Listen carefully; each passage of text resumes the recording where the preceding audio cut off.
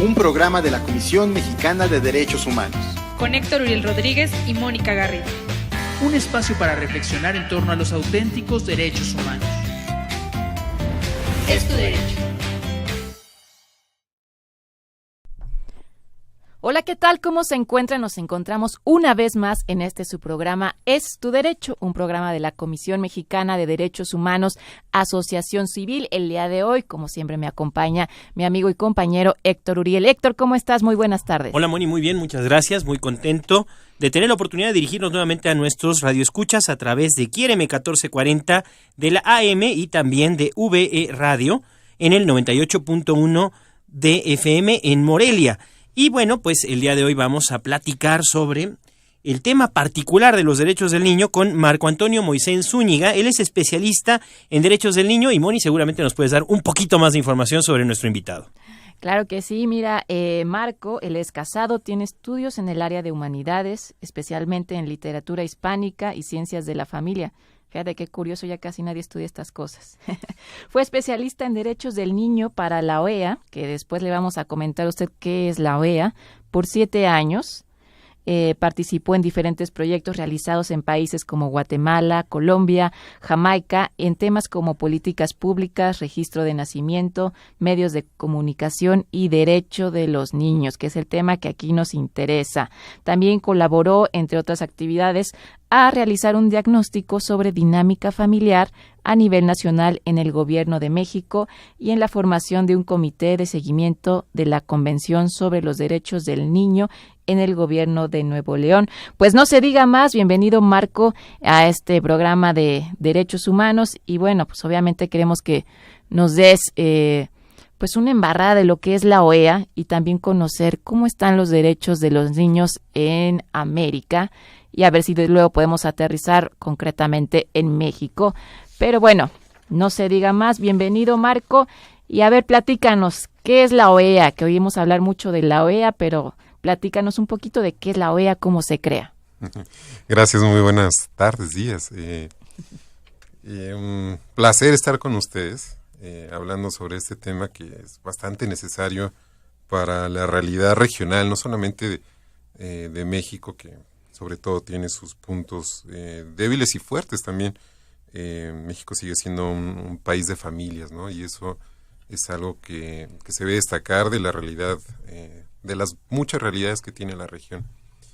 La OEA, el tema primero que se nos presenta, es un organismo regional que se crea dentro de este movimiento posguerra, donde los estados tenían esta necesidad de volverse a integrar y volver a hablar sobre temas fundamentales como los derechos humanos, ¿no? Es el tiempo donde se proclaman los derechos del hombre después de varios intentos.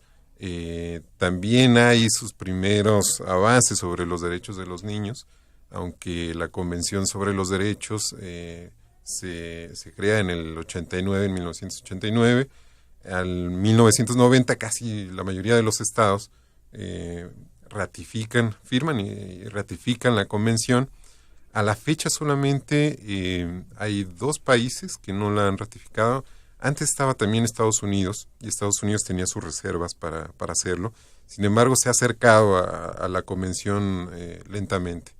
Esto tiene también muchas repercusiones en los estados. Ser signatario de la convención lo obliga a presentar informes de qué hace a favor de los niños y también responder a las observaciones que le plantea el órgano de tratado, que es el Comité de los Derechos del Niño. La OEA se destaca sobre todo por sus órganos de derechos humanos. Está la Comisión Interamericana de Derechos y la Corte Interamericana. Creo que son los 2 organismos más reconocidos dentro de la OEA, aunque la OEA tiene también muchos otros organismos. A mí me tocó estar trabajando dentro del Instituto Interamericano del Niño, que siempre hago la comparación, ¿no? Es como el UNICEF de Naciones Unidas, pero para la OEA. La OEA tiene su sede en Washington. Ahí se reúnen dentro de un consejo permanente los embajadores y los representantes de los estados Y ustedes también habrán visto que hay muchos otros eventos que posicionan a la OEA. Está la Cumbre de las Américas, está la Asamblea General, y también hay un Consejo de Ministros de Relaciones Exteriores, que son como los cuerpos jerárquicos dentro de la OEA. Y la OEA da resoluciones que invitan políticamente a los estados, no son resoluciones vinculantes, sino son sobre todo resoluciones políticas, que invitan a los estados a ir avanzando sobre todo en 4 temas: en seguridad, en derechos humanos, en desarrollo y el cuarto se me olvidó. No te preocupes. Seguridad, derechos humanos, desarrollo. El tema de paz, probablemente. Y paz. Bueno, en eso se dedica la OEA y tiene presencia sobre todo cuando hay conflicto entre países. Recientemente, los casos de Paraguay y Honduras, la OEA estuvo haciendo negociaciones políticas para regresar la estabilidad a los estados. Y esta nueva gestión del secretario general, Luis Almagro, que antes fue canciller en Uruguay, tiene la intención de que Cuba regrese también a ser parte de la OEA. Sigue siendo parte de la OEA, sin embargo no es un país activo, por así decirlo. Cuba se ha mantenido distante de la OEA también por decisión propia, no tanto por gestión de otros países, sino que ha sido su intención que sea así. Nosotros dentro del instituto, o el instituto recientemente, ha hecho gestiones también para que Cuba se pueda acercar progresivamente y estar de nuevo en la mesa de la OEA. Algo que regionalmente es importante, ¿no? Son 34 países y con Cuba serían 35 los que forman parte de la OEA. Hay muchas otras organizaciones dentro de la región que tratan de hacer una coordinación a nivel subregional, ¿no? Tenemos en Centroamérica el SICA, actualmente hay otra organización que trata de hacer un poco de competencia a la OEA, que es el CELAC. En esta organización desvincula ya a Estados Unidos y Canadá de las relaciones regionales, y también otras subregiones tienen su propia forma de organizarse. Está Mercosur, está UNASUR, está CARICOM, que ellos en el sur o en el Caribe hacen lo propio para ordenarse en materia desde derechos humanos, ámbitos comerciales, políticos, de frontera, y todos aquellos que tratan de unir a las Américas, ¿no? Marco, el papel de México en la OEA es un papel de liderazgo, es un papel de seguidor. ¿Qué es lo que hace México hoy en la OEA? ¿Cuál es su función principal? México siempre ha tenido una representación en el Consejo Permanente. Fue acá también alguna sede para varios eventos de la OEA. Ha estado también en acciones correspondientes de seguimiento en las elecciones, que eso es una de las tareas que también tiene la OEA, manda observadores. México también ha tenido intercambio con la Comisión Interamericana de Derechos Humanos. No han sido muchos los casos, pero son casos emblemáticos y que sobre todo para la Corte dejan jurisprudencia, ¿no? Son casos que se le da seguimiento. Y bueno, México hace un bloque también junto con los estados latinoamericanos, no como lo hacen algunos estados del sur, sino que hace, a mi modo de ver, contrapeso contra estos estados, ¿no? Los estados del ALBA, como se les reconoce actualmente, donde está Bolivia, Venezuela, Argentina, Brasil, en su momento Paraguay, y bueno, eso hace también un juego de relaciones dentro de la misma OEA. Y recordemos que la OEA está posicionada en Washington, ¿no? Y eso también implica cierta mirada y cierto entender de los países del sur que no tienen tanta amistad o encuentran una distancia con Canadá y Estados Unidos. De hecho, el discurso de Correa la semana pasada en el CELAC hablaba de esta misma intención con la que se crea el CELAC, de poder sustituir a la OEA en funciones y desvincularse de Estados Unidos y Canadá. Pues ya suena que está muy politizado, ¿no? Pues bastante politizado. Pasa por cuestiones ideológicas y también presupuestales. Pero Eso, a ver, Marco, eso yo te influye quiero mucho. preguntar, nosotros vemos en otras regiones, por ejemplo, la Unión Europea, ¿no? Que fue igual el sueño de grandes pensadores después de la Segunda Guerra Mundial, Konrad Adenauer y varios que dijeron, ya nos destrozamos, y ya empezaron a poner las bases para crear una comunidad, para no pelearse tanto, primero en lo económico y después, y ahora ya vemos una Unión Europea que pues que ya está muy unida. ¿Alguna vez mucha gente vislumbró o creyó que América, con todas las diferencias que pueda tener un niño que viva en Nueva York con un niño que viva en Haití, podría en algún momento llegar a un estado de consolidación? Se ve ya muy lejano eso. Sin embargo, ahora la OEA, ¿cuáles son sus metas o cuál es su agenda hoy en día para América Latina, o para América en general más bien, para beneficiar a la población? ¿Hacia dónde va la OEA? América tiene muchas realidades y cada realidad implica también un proyecto que trata de generalizar y hacer común las necesidades de cada país o de cada estado.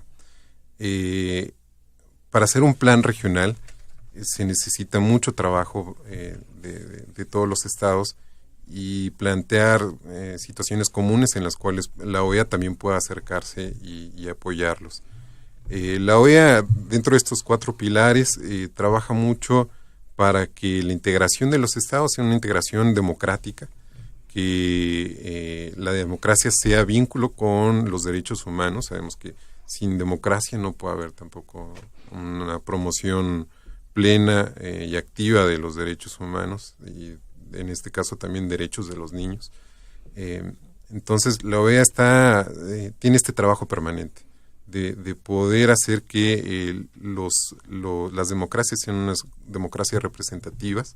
No quiere decir que solamente se base en buenas elecciones, porque sabemos que también las elecciones no necesariamente llevan a democracias, aunque sean limpias, aunque sean equivalentes o que tengan las mismas proporciones para todas las partes.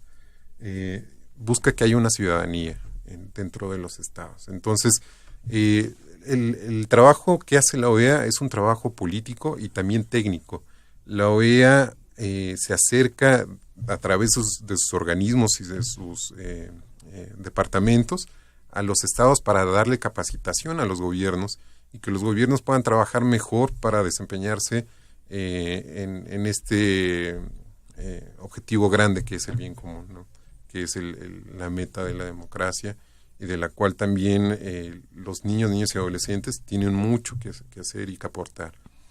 Yo tuve la fortuna de estar también involucrado en el tema de participación de niños y adolescentes y en verdad que es necesario que se incluya también al sector menor de 18 años en el rol de promoción del bien común en los gobiernos.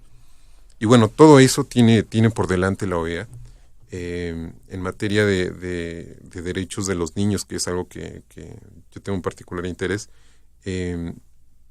está también tratando de impulsar democracia en las relaciones entre los estados y la niñez, haciendo que la niñez sea participativa dentro de los presupuestos, de cómo se diseñan las políticas públicas, de cómo se promueven los mismos derechos humanos dentro de los niños y los adolescentes. Y bueno, para eso tiene el instituto y el mismo Instituto Interamericano del Niño, cuenta con un consejo directivo, y este consejo directivo reúne a los ministros de niñez de toda la región para ponerse de acuerdo sobre políticas de niñez. Esto es algo bastante particular de la región y que es una de las fortalezas que tiene, ¿no? No hay otro espacio en la región más que el que plantea la OEA para hablar de políticas de niñez a ese nivel de jerárquico, sentando a los principales ministros de niñez y decidiendo a través del Congreso Panamericano del Niño y el Consejo Directivo. Capaz son muchos nombres a la vez, pero la idea es que hay un interés por hacer una misma región fortalecida en materia de derechos de los niños, democracia, seguridad, paz y desarrollo.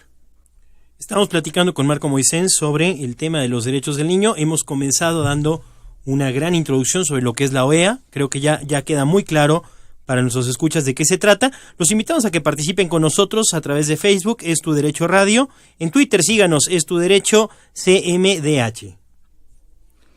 Y también nos pueden ver en la página de internet. Estamos en www.comexdh.org.mx y en los teléfonos 56 87 54 50. Seguimos platicando sobre el tema de los derechos del niño. Marco, ¿cuál es, con toda esta visión que tienes, una visión panamericana, la realidad de los derechos del niño o la realidad de los derechos humanos hoy en América? Y si quieres luego lo aterrizamos a los derechos particulares de los niños, cómo están los niños en América y sus derechos. En general, yo coincido con dos conclusiones que se dicen bastante y desde luego se dice con mucha razón, ¿no? Nuestro tiempo es un tiempo donde el tema de los derechos humanos ha avanzado a pasos agigantados. En ningún momento de la historia se ha hablado tanto de los derechos de los humanos como en nuestro tiempo, y tampoco se ha dado tanto reconocimiento a estos como es en la actualidad. Y este mismo reconocimiento hizo que hace 26 años los estados dentro de Naciones Unidas se pusieran de acuerdo en cuáles serían los derechos reconocidos para las niñas, niños y adolescentes. Es decir, se avanza en una especificidad del derecho para proteger los derechos de aquellos quienes no estaban presentes dentro del imaginario de la sociedad. Para hacer, por ejemplo, un ejercicio curioso e importante. Si ustedes buscan en Google o en cualquier otro buscador de Internet, historia de la infancia, y cuentan cuántos resultados les dan, y eso lo comparan con historia del fútbol, van a ver que historia del fútbol dobla la cantidad de resultados que puede tener la historia de la infancia. Es decir, los niños, aunque hace 26 años se proclamó la convención, los niños no están presentes aún en nuestras sociedades y siguen estando relegados también de las políticas públicas. Este es un tema que es común a todas las regiones. Hay muy buenas legislaciones, hay muy buenas leyes que hablan sobre niñez. Sin embargo, no se ha dado el salto de que esas leyes puedan implementarse y tengan sustento para que la gente los conozca y pueda acceder también a reclamar sus derechos. Marco, no sé si nos podrías platicar concretamente cuáles son esos derechos que busca con más afán por el momento la OEA, que sean vigentes, que realmente sean una realidad. Yo creo que la OEA decidió muy bien en el tema de derechos de los niños, que es un poco lo que me gustaría resaltar, en hacer fuerte la Convención de los Derechos de los Niños. Es decir, el programa global que hay en relación a los derechos de los niños, el mismo programa que acepta la región. Y dentro de la convención hay 4 pilares que son como la puerta de entrada para el resto de los derechos. No quiere decir que haya un derecho más importante que el otro, porque eso rompe la cualidad del derecho. El derecho es integral y hay una comunicación entre mismos derechos. No quiere decir que el derecho a la educación es más importante que el derecho al descanso o el derecho a la alimentación o el derecho a una familia. todos a su vez tienen que estar unidos, y en estos 4 pilares la Convención plantea el interés superior del niño, que ahí también tiene algunos asegúnes porque es una traducción que se hace del inglés al español, y a veces se entiende que los derechos de los niños son más importantes que los derechos de las demás personas, como si fuera otra categoría, y no. El interés superior del niño habla que hay que buscar lo mejor para los niños, lo que más le beneficie, no es que sea una categoría distinta al resto de las personas. Interés superior del niño, la no discriminación, la participación y el derecho a la vida. Y a mí siempre me da curiosidad cómo el derecho a la participación está puesto al mismo nivel que el derecho a la vida. Tan importante es que los niños participen, que está como uno de los principios de la Convención. Cuando los estados, por ejemplo, presentan sus informes al Comité de los Derechos del Niño, toman una división que aborda estos cuatro principios.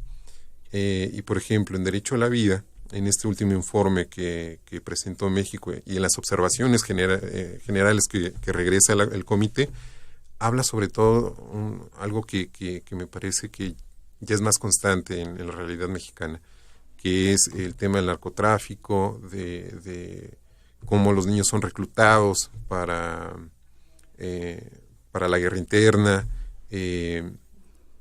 un tema que hace años no se veía en los informes y que hoy está presente. Bueno, esto mismo también está pasando en otras zonas de la región, y vemos también cómo este mal está creciendo y hace parte también a muchos otros niños. El tema, por ejemplo, en Colombia, el problema de fondo también sigue siendo el mismo que nosotros vemos aquí en México. Una guerrilla que se mantiene por años, que recluta también a muchos niños y que no es una guerrilla que busque otros fines más que los que ya se saben, ¿no?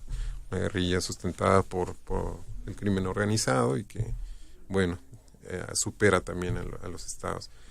Le está pasando ahora a Argentina, le está pasando a Perú, donde el problema del narcotráfico va creciendo y eso también amenaza a muchos derechos de los niños. Oye, Marco, este tema del derecho a la vida, en el caso de los niños, se entiende este asunto, por supuesto, que pone en riesgo su vida, la participación en los grupos guerrilleros, cuando son reclutados por el narcotráfico. El tema, por ejemplo, del aborto, ¿cómo es tratado por la OEA? ¿Cómo se reconoce el derecho a la vida? ¿Desde qué momento? Al menos en este concepto. Mira, la OEA me parece que tiene una visión bastante integral de los derechos humanos. Es un organismo que reconoce el derecho a la vida desde la concepción. Está puesto en los documentos de la OEA. Sin embargo, actualmente la OEA también ha sido muy politizada, bastante politizada, y sus órganos, la comisión, los órganos que componen el sistema interamericano, que son la comisión y la corte, actualmente tienen como una interpretación bastante alejada de lo que fue la concepción original de los derechos humanos puesta en la Carta Interamericana, en la Convención Interamericana de Derechos Humanos. Cuando digo muy ideologizada, le está dando peso a aquellas corrientes progresistas de pensamiento que buscan un lugar en la agenda regional y que hacen también que se trastoque conceptos, que se trastoque objetivos dentro del plano global. ¿A qué me refiero? Por ejemplo, en la Comisión Interamericana no hay una relatoría de familia, aunque la región está compuesta esencialmente de familias, pero hay una relatoría para el movimiento LGTB, ¿no? Hay una convención, ¿no? Aunque sabemos que es mucho mejor, bueno, es más favorable para los niños que haya una convención global sobre los derechos de los niños y no una convención interamericana que haga competencia. Sin embargo, hay una convención interamericana contra la discriminación hacia este grupo en específico. Entonces, Una de las debilidades que yo encuentro dentro de la Comisión y la Corte es esta ideologización de los derechos humanos. Esto empezó en el 2010, 2011, ya en el 2013 se ha ido formalizando y ha ganado terreno. Marco, tenemos que irnos a un corte, pero si me lo permiten, voy a dejar una pregunta abierta para cuando regresemos. México, lamentablemente, hay mucha violencia intrafamiliar y de repente por ahí puede salir algún chiquitín a decir, es que yo tengo derechos, y el papá o la mamá respondería, ¿y tú qué derechos puedes tener? No sé si después del corte nos puedes compartir qué derechos puede tener un niño. Y bueno, nosotros regresamos, acuérdese que está en su programa Es tu Derecho, estamos hablando sobre los derechos del niño en América y regresamos. Hasta luego. En un momento regresamos a Es tu Derecho, un programa de la Comisión Mexicana de Derechos Humanos. Vive una experiencia fascinante en ADO Platino. Déjate consentir con uno de nuestros 25 cómodos asientos tipo cama, en donde encontrarás un práctico kit que te será de gran apoyo en tu viaje. En cada uno de nuestros asientos disfrutarás de un sistema de entretenimiento individual, en donde podrás ver más de 50 películas, documentales y series de televisión, así como escuchar más de 800 canciones. Además, está equipado con conexiones eléctricas entre los asientos, para que tus aparatos no se queden sin energía. Nuestros autobuses cuentan con un purificador de aire acondicionado que ayuda a mantener limpio el aire interior. Cada una de nuestras unidades está equipada con baños independientes para hombres y mujeres. Y para hacer tu viaje aún más placentero, contamos con un servicio de cafetería a bordo. ADO Platino, ahora directo de terminal a terminal, sin pasos intermedios. Una experiencia difícil de igualar. Ya estamos de regreso a Es tu Derecho. Tu opinión es muy importante para nosotros. Búscanos en Facebook como Es tu Derecho Radio o en Twitter @EsTuDerechoCMDH. Ya estamos de regreso en este su programa Es tu Derecho. Agradecemos a quienes nos están escuchando a través del 1440 Quiéreme y a través de V Radio allá en Morelia en el 98.1 de FM, los alumnos de la Universidad Vasco de Quiroga. Síganos en Facebook, Es tu Derecho Radio, y en Twitter, @Es tu Derecho Comisión Mexicana de Derechos Humanos, CMDH, Es tu Derecho CMDH. Visite nuestra página web www.comexdh.org.mx. Y nos dejó Mónica hace un momento una pregunta al aire, Marco. Estoy platicando con Marco Moisés Zúñiga, especialista en derechos del niño, y bueno, te decía, Marco, que nos había dejado Mónica una pregunta en el aire. ¿Cuáles son los derechos específicos que el niño sí tiene, ¿no? Se habla de muchos derechos, hoy el tema de los derechos humanos está como muy manoseado, pero ¿cuáles son los derechos que el niño sí tiene? Ya. Bueno, planteando la duda de qué tiene que responder un niño cuando sus papás cuando le contesta a sus papás sobre sus derechos, abre también ahí un vacío que se ha generado durante 26 años, ahí cuento el tiempo que tiene la convención, un vacío dentro de las familias donde todavía la Convención de los Derechos de los Niños no ha llegado.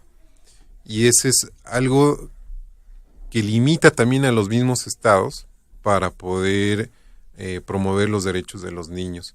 Si las familias no conocen cuáles son los derechos, el Estado difícilmente va a llegar a lograr que estos derechos sean promovidos en todo el Estado. Es necesario que los padres se involucren en la promoción de los derechos de los niños. ¿Cuáles son los derechos que tiene un niño? Un niño tiene todos los derechos, los mismos derechos humanos.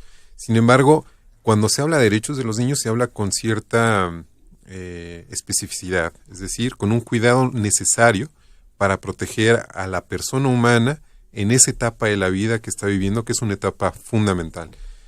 Actualmente, por ejemplo, se dice que los 3 primeros años de vida son casi determinantes para lo que va a ser el niño en un futuro.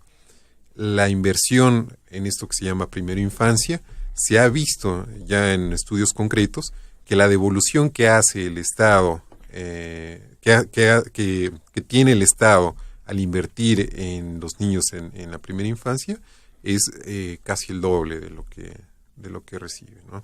Entonces es muy importante que los niños puedan conocer sus derechos, que puedan también tener medios para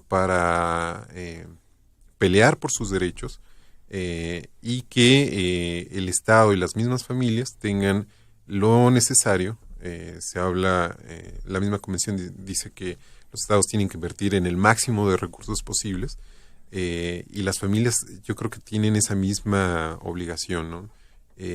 Poder dirigir todas sus fortalezas y energías para que los niños puedan conocer sus derechos y puedan también vivir esos derechos. Algo que todavía no pasa, a pesar de que en 1990 todos los países se volcaron, todos los países de la región, excepto Estados Unidos, se volcaron a firmar la Convención de los Derechos de los Niños. 25 años, Marco, 25 años de ese momento en el cual se firma la convención. La convención data de 1989, pero para 1990 los Estados miembros de la OEA la firman, se comprometen con ella. ¿Cuáles son los resultados?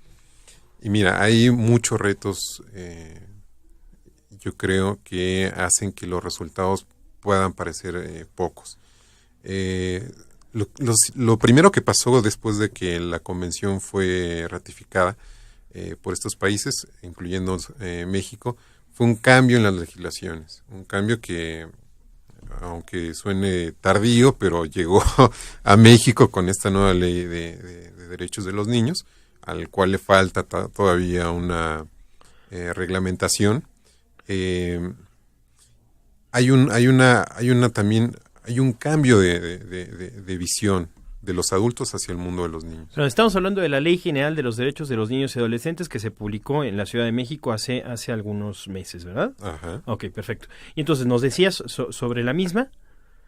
Sí, mira, el año pasado México presentó el informe al Comité de los Derechos de los Niños, y las observaciones generales que hace el comité es que es necesario que esta ley, que tiene sus cosas positivas, que ya tenemos algo que norme y que haga obligatoria la ayuda, la asistencia del Estado hacia las niñas. Cuando hablo de asistencia no quiero decir caridad, sino una atención programada, sistemática, evaluativa y permanente hacia la niñez. Es decir, no se deja solamente al deseo del gobernante en turno, ni a la buena intención de las primeras damas, que es mucho de la historia que ha tenido México en relación a la atención a la niñez. La convención, y en este caso la ley, que refleja también la convención de forma local y específica, busca que la atención a los niños se haga desde un enfoque de derechos. Este enfoque de derechos cambia la visión del adulto hacia los niños, y no es nada complicado. El enfoque de derechos habla que hay que hacerlo bien, hay que hacerlo de fondo e interesados en el bien del niño, ¿no? Sin embargo, este enfoque de derechos sigue igualmente, así como la convención es desconocida para las familias, este enfoque de derechos también a quienes diseñan las políticas y quien las implementa, muchas veces queda desconocido, ¿no? No hay información para mejorar las políticas públicas, no se les da los recursos necesarios, y entonces toda aquella buena intención que hubo al principio para ayudar a los niños no llega a un buen término, ni siquiera a concluirse, porque no hay todos estos elementos indispensables para implementar una política pública. Yo me acuerdo mucho, por ejemplo, una capacitación que nos tocó dar en Guatemala a maestros rurales. Esa fue en el 2010. Estamos hablando que Guatemala ya también tenía una ley, un reglamento de niñez. Y cuando empezamos a hablar de estos temas de derechos humanos y la convención, veíamos la novedad que era para los maestros rurales hablar de estos temas. Y las mismas tensiones y como, se llama la palabra, rechazos o que hay cuando alguien piensa que un niño va a tener más derechos y que estos derechos lo hacen que sea autónomo y que se maneje por sí mismo, ¿no? Esto no busca la Convención. Desde luego la Convención explica que los niños tienen que estar bajo el cuidado de sus padres, y cuando habla de los padres le da una importancia primordial al trabajo del padre y la madre. Es decir, nadie puede sustituir la función de los padres. Y un error que caen también muchos de los países es que, por ejemplo, los niños que se encuentran en una situación de vulnerabilidad extrema, y a eso me refiero, violencia doméstica, situación de calle, abandono, en vez de reinsertarlos a un medio familiar, se le institucionaliza. Claro. Y eso es el último de los recursos que puede tener o que debería usar un país para ayudar a un niño. El tema de la familia es fundamental en los derechos de los niños, y el conocimiento que tenga la familia de la Convención sigue siendo el primer paso, aún no cumplido actualmente, para hacer valer los derechos de los niños. Marco, me meto a un tema álgido con esto que estás mencionando de las familias. Se ha hablado últimamente del derecho que tienen las parejas, particularmente las de la comunidad LGBT, para adoptar niños. ¿Es un derecho de la pareja el hecho de tener un niño o es un derecho del niño el hecho de tener una familia? ¿Qué podrías decir al respecto? Como tú bien lo dices, ¿no? El derecho es del niño a tener una familia, a convivir con un padre y con una madre que le pueda aportar la visión de ser hombre y de ser mujer de forma original. Y a eso me refiero, que nadie puede mostrar cómo ser mamá más que una mamá. Y nadie puede mostrar cómo ser papá más que un papá. Eso, aunque se quiera revertir, aunque se quiera interpretar de otra manera, es algo que está presente y que no se puede tampoco sustituir. Es necesario que los niños cuenten con ambos padres y que estos padres, estamos hablando que hay muchas realidades, ¿no? Y que desgraciadamente muchos niños no cuentan con esa realidad. Pero lo que busca la Convención es este interés superior del niño. Yo estoy haciendo también una reflexión sobre la Convención de los Derechos de los Niños, porque mismo el Comité de los Derechos tiene su propia forma de ver este asunto y muchas veces lo deja también a la decisión de los estados. Caso, por ejemplo, del derecho a la vida. El Comité de los Derechos del Niño no dice cuándo empieza la vida, sino que lo deja a la decisión de los estados cuándo es que ellos creen que comienza la vida. Algo que me parece también una desventaja, claro, y algo fuera del contexto de los derechos humanos. No creo que en los organismos y las organizaciones locales, regionales o internacionales, por lo menos las que yo conozco y que he seguido, que haya una sola observación que hable sobre el derecho a la vida como el promotor de los demás derechos. Es decir, se interesan de sobremanera en aquellos otro grupo de derechos y no toman en cuenta en defender el derecho a la vida.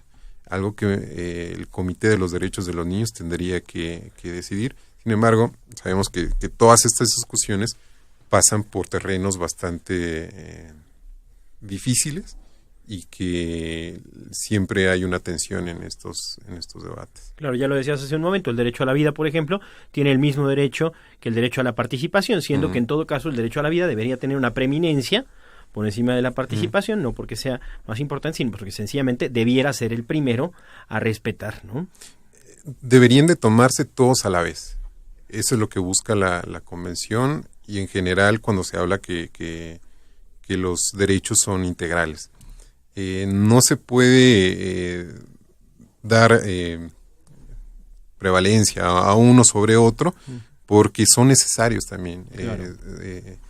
Es decir, si hacemos una lista de cuáles sí atender y cuáles no, dejamos también a aquellos que estamos atendiendo desprotegidos porque un niño, por ejemplo, que va a la escuela pero que no come, es un niño que no va a aprender y que un derecho limita al otro. Por supuesto. Ajá. En el caso al derecho a la vida, creo que también los niños tienen mucho que decir en cuestión a defender el propio derecho a la vida y tampoco se les ha escuchado. Hay que escuchar también qué dicen los mismos niños en relación a la defensa de la vida. Y las organizaciones, las agencias internacionales, yo por lo menos no he visto que tengan ese interés de colocar la voz de los niños en este punto tan importante como es que los niños nazcan. Oye, Marco, hablas de escuchar a los niños. ¿Cuáles son los foros para escuchar lo que los niños opinan sobre sus propios derechos? El derecho a la participación, vuelvo a la importancia del ámbito familiar. Tiene que nacer de la familia, tiene que darse en los ámbitos próximos a los niños, que es la comunidad, que es la escuela. Y estos a su vez los va a hacer que fomenten otros mecanismos de participación y que no sea solamente a la espera de que los gobiernos abran espacios para que los niños participen. Los niños son importantes para que participen dentro de las políticas públicas y decidan qué requieren o cuál es su percepción acerca de lo que el Estado le está ofreciendo a los niños para poder mejorar su estado de vida. Dentro de la OEA, por ejemplo, uno de los espacios que se abrieron hace algunos años fue el Foro Panamericano de Niñas, Niños y Adolescentes, donde el foro anterior yo tuve el honor de estar coordinando el trabajo general del foro, y se convocó a niños de toda la región para que discutieran los mismos temas que estaban discutiendo los adultos en materia de políticas públicas de niñez, y que ellos pudieran generar sus mismas recomendaciones para los adultos e influir en las decisiones que iba a tener el Congreso Panamericano. Marco, ¿existe la madurez en un niño? Bueno, primero que nada, ¿qué edad es el límite máximo que se admite para decir que alguien es un infante? Ya, la convención habla de hasta los 18 años, ¿no? El derecho a la participación se puede ejercer desde la primera infancia, es decir, la edad no es limitativa para que el niño participe. No quiere decir que el niño tenga la capacidad para participar en aquellos temas que aún no son, o no se encuentra un mecanismo para hablar de esos temas. Por ejemplo, a un niño en primera infancia no se puede tratar sobre temas de recursos en políticas públicas. O sea, sí, por supuesto. Y de hacerlo, habría que buscar los mejores medios que aún no se han desarrollado para poderlo hacer. Sin embargo, se tiene que promover sí la participación desde que los niños nacen. Y hay métodos para poderlo hacer a su modo, cumpliendo 3 requisitos importantes para que haya una participación. Que se informe al niño completamente y a su modo de entender de lo que va a opinar, que el niño pueda opinar, es decir, que no solamente haya escuchado, sino que salga de él una opinión. El niño también puede no opinar y ese es su derecho, y que el adulto pueda tener la capacidad para recibir esa opinión y poder influir en las decisiones. Esos son los 3 elementos básicos para que haya participación infantil, y yo creo que muchas de las limitaciones de la participación están dentro de los adultos y no tanto de los niños. Los adultos no estamos preparados para hacer participar a los niños y tampoco sabemos los medios adecuados para estimular esta participación. Claro, y ahora hace mucho más sentido lo que dices, de que la familia es precisamente un primer lugar en el que estos derechos se ejercen. Cuando papá y mamá dan esa oportunidad de escuchar, de preguntar la opinión del niño sobre sus propios derechos, papá y mamá, por supuesto, con conocimiento, pues las cosas seguramente podrán abrir un espacio de opinión mucho más correcta y además crear una especie de autoconciencia en el niño de sus derechos y de lo que él quiere y puede llegar a hacer, ¿no?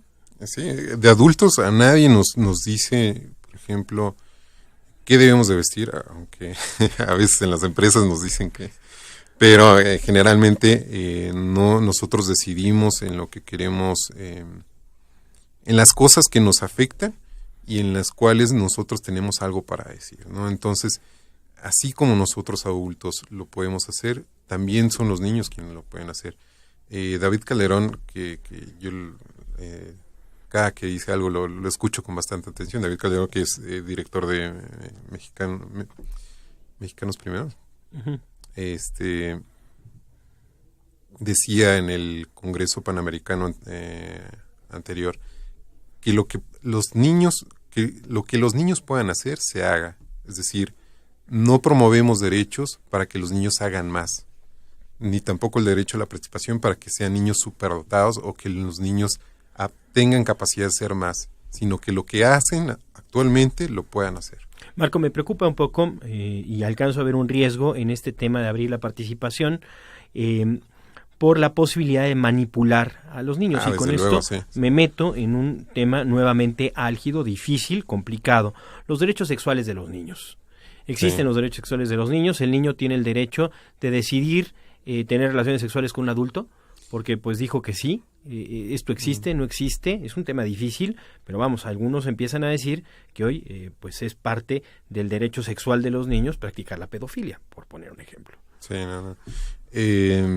sí, desde luego hay una también intencionada manipulación de muchos adultos hacia los niños, y estoy hablando también de personas que trabajan a favor de los derechos de los niños y cuyas organizaciones tienen un presupuesto ya definido para ciertos temas, y en los cuales si el niño decide otra cosa, el adulto lo manipula de tal forma que el niño tiene que trabajar sobre esos temas, ¿no?